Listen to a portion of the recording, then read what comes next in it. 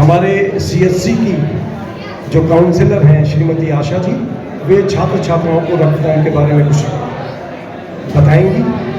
आपसे निवेदन है कि आप कुछ देर धैर्यपूर्वक सुनिए।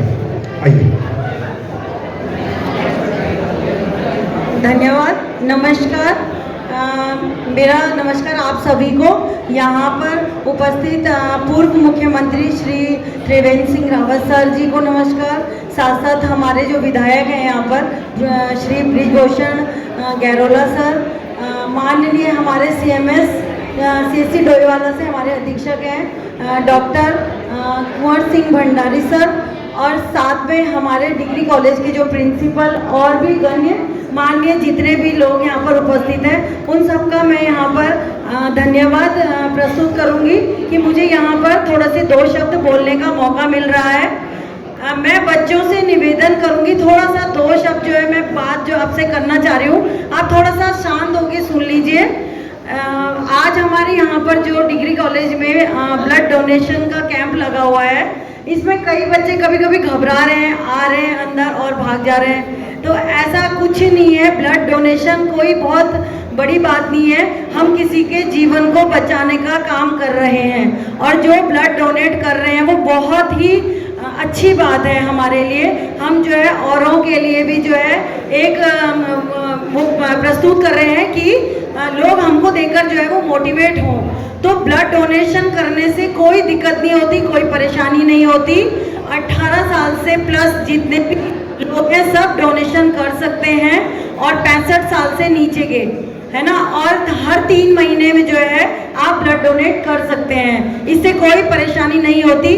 हमारे शरीर से जितना भी ब्लड निकलता है वो हमारे शरीर में एक कुदरती ऐसी जो प्रक्रिया होती है कि ब्लड जो है वो ऑटोमेटिक बनना शुरू हो जाता है। तो इससे आप ये मत सोचिए कि आपके शरीर से ब्लड निकल जाएगा तो आपको दिक्कत होगी या आप कमज़ोर हो जाएंगे, ऐसा कुछ नहीं है।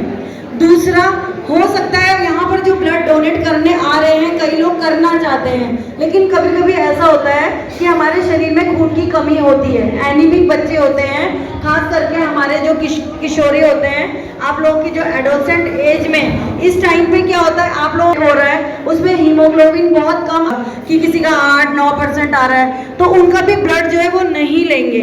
लेकिन ये हीमोग्लोबिन की कमी क्यों होती है, इसके बारे में थोड़ा सा मैं आप लोगों को बताना चाहूँगी कि जो एनीमिया की दिक्कत होती है खास करके लड़कियों में, लड़कों में भी होती है पर ऐसा नहीं है, लेकिन लड़कियों में खास करके ये जो है दिक्कतें बहुत ज़्यादा पाई जाती हैं, और लड़कियां आतुर रहती हैं कि हम ब्लड डोनेट करेंगे। बट जब वो यहाँ पर अपना हीमोग्लोबिन टेस्ट करने आती हैं तो उनको जो है ब्लड डोनेट करने के लिए यहीं पर एक दिक्कत आ जाती है कि उनके शरीर में खून की कमी होती है। एक कारण जो है इसका सबसे बड़ा कारण है, जैसे आप लोग अभी कॉलेज आए हो, सुबह सुबह अभी कई लोग बच्चे जो है वो बिना नाश्ता करे आए होंगे, खाना नहीं खाना। एक कारण ये सबसे बड़ा कारण होता है जब हम लोग सुबह खाली पेट घर से निकलते हैं और अपने अपने कामों में निकल जाते हैं, और फिर क्या होता है, भूख तो लगती ही लगती है। ऐसा तो है नहीं कि हमें भूख ना लगे, लेकिन जब हमें भूख लगती है तो हम खाना ना खा के बाहर की फास्ट फूड चीज़ें बहुत ज़्यादा खाते हैं, और इस उम्र में ये चीज़ें ज़्यादा होती है।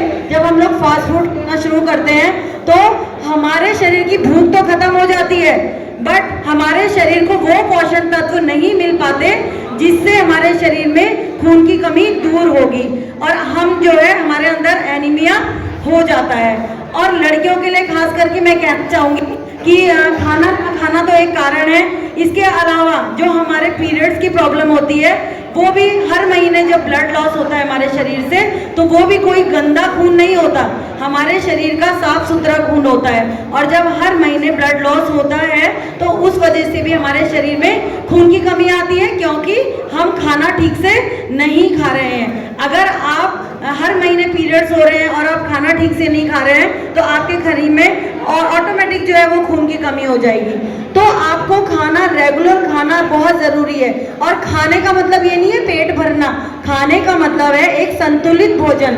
संतुलित भोजन हम आम तौर की भाषा में यही कहेंगे, साइंस वाली बात ही छोड़ दो, आप सिर्फ एक नॉर्मल बात सुन लो कि आपकी थाली में जितने ज़्यादा रंगों का खाना होगा, रंगों से मतलब है आपकी थाली में हरे रंग की सब्जी हो गई, पीले रंग की दाल हो गई, भूरे रंग की रोटी हो गई, आपने सैलेड में कुछ भी जो आपको आसानी से मिल रहा है, आपने गाजर, मूली, टमाटर जो आपको मिल रहा है आप वो ले सकते हैं। आपकी थाली में जब अलग अलग कलर के खाने आपको मिल रहे हैं तो इन्हीं में से हमें संतुलित भोजन मिलता है। कोई अलग से डाइट लेने की ज़रूरत नहीं होती या हमें बहुत महंगे महंगे आइटम खाने होते हैं। हमें प्रॉपर डाइट लेनी होती है और दाल, सब्जी, रोटी सबके घरों में बनती है। बट हम लोग क्या करते हैं, हम उसी में से दाल हमें पसंद नहीं है, हम नहीं खा रहे, हरी सब्जी हमें पसंद नहीं है, हम नहीं खा रहे। आपको अपनी थाली में नॉर्मल खाना जो दाल, सब्जी, रोटी है आपको पेट भर के और खुश होके खाना है। और सुबह का नाश्ता बहुत ज़्यादा ज़रूरी है अगर आप एनीमिया को दूर भगाना चाहते हैं। आप अगर खाना नहीं खाएंगे ठीक से तो आपके शरीर में बहुत सारी दिक्कतें आने वाले समय में होंगी। लड़कियों के लिए जैसे हम बोल रहे हैं कि एनीमिया जो है वो लड़कियों में बहुत ज़्यादा हो जाता है, तो जब खून की कमी होती है आने वाले समय में, जब शादी होती है, बच्चे होते हैं और लड़की अगर पहले से एनीमिक है तो उसका होने वाला बच्चा भी ऑटोमेटिक जो है वो जन्म से ही कुपोषित होगा। और जब वो कुपोषित होगा तो कभी कभी आपने सुना होगा कि डिलीवरी होते हुए माँ की डेथ हो गई या बच्चे की डेथ हो गई। वो यही कारण होते हैं जब माँ के शरीर में खून की कमी होती है। तो उस टाइम पे भी हमें ब्लड की ज़रूरत पड़ती है। और ब्लड डोनेट कहाँ से हो, अगर हम सब जो है भागते फिरेंगे, हमें डर लगेगा, हम बोलेंगे हमें नहीं करना ब्लड डोनेशन, तो उस टाइम पे सोचो माँ के लिए और बच्चे के लिए खून की बहुत ज़्यादा ज़रूरत होती है कि नहीं होती है? होती है। साथ साथ कभी ब्लड चढ़ाना पड़ता है या दवाइयाँ देनी पड़ती है, तो उसके साथ साथ अच्छी डाइट हमें लेनी है, तभी जो है हमारी खून की कमी हमारे शरीर से वो दूर होगी। ठीक है, तो आप लोगों को प्लीज़ ये सब करें तो आप लोगों के एनीमिया अपने आप खत्म हो जाएगा। Thank you sir.